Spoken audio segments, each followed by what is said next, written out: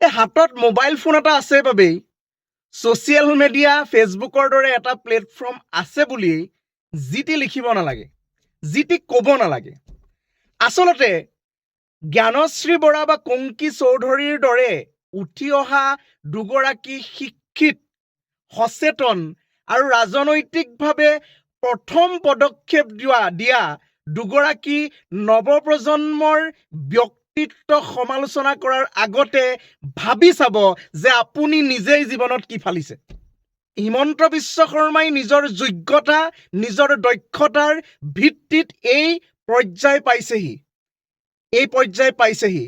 BJP দলেও বহুত হাৰ মানি পেলাই, বহুত হাৰ স্বীকাৰ কৰি, বহুত ত্যাগ কষ্ট কৰি তেওঁলোকৰ আগৰ পুৰণা নেতাসমূহে বিজেপি দলক এই পৰ্যায়ত পোৱাইছেহি যে বিজেপি গোটেই ভাৰতত এতিয়া অপ্ৰতিদ্বন্দ্বী। সময় লাগে।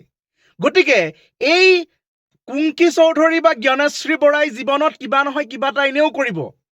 জ্ঞানশ্ৰী বৰাইটোতো নিজৰ এটা ভাল লাখটকীয়া চাকৰি তেওঁ এৰি থৈ আহিছে, এটা সন্মানজনক চাকৰি এৰি থৈ তেওঁ ৰাজনীতিৰ পদক্ষেপত খোজ দিছে। তেওঁ জীৱনত এনেও কিবা এটা নহয় কিবা এটা কৰিব। আপোনাৰ ঠাট্টাবোৰ কেতিয়াবা আপুনি নিজানত বহি পেলাই ভাবিব আপুনি নিজেই জীৱনত কি ফালিলে।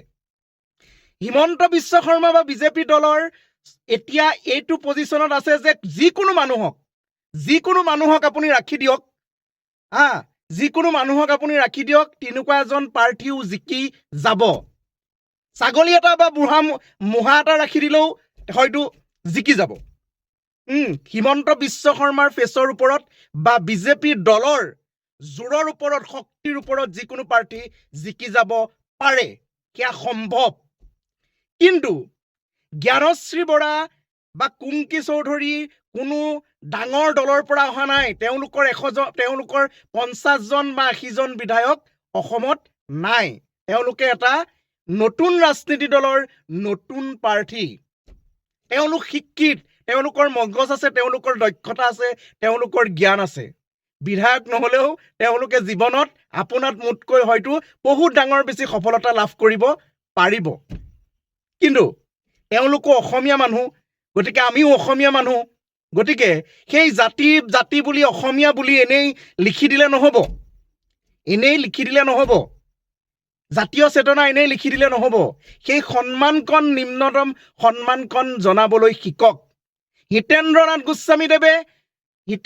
গোস্বামীদেৱে প্ৰথম প্ৰতিক্ৰিয়া কি দিছে যে কেতিয়াবা গৌৰৱ মোৰ, কেতিয়াবা গৌৰৱো জিকিব, কেতিয়াবা ময়ো জিকিম। এইটো সময়ৰ কথা, কোনোবা এজনহে জিকিব পাৰে। গৌৰৱৰ প্ৰতি মোৰ শুভেচ্ছা আছে বা সহানুভূতি আছে। সেয়া হিতেন্দ্ৰনাথ গোস্বামীদেৱৰ, যিজন সঁচাকৈ প্ৰাৰ্থী, সেইজনৰ এয়া মন্তব্য, যিজনক অসমৰ অন্যতম শিক্ষিত বা দক্ষ এজন বিধায়ক বুলি জানে। আৰু আমাৰ সেই কিছুমানটোতো বাৰু বেলেগ কথা, কিছুমানটোতো মানে কি ক'ম, মানে নিজৰ একেবাৰে যাৰ যোগ্যতা নাই, নিজৰ জীৱনত নিজে একো ফালিব পৰা নাই, সেই ছোৱালী কেইজনীক উঠি অহা মানে সমালোচনা কৰিবলৈ গৈছে। সেইবিলাক কথা নকৰিব, নিজকে প্ৰশ্ন কৰি চাব। ধন্যবাদ।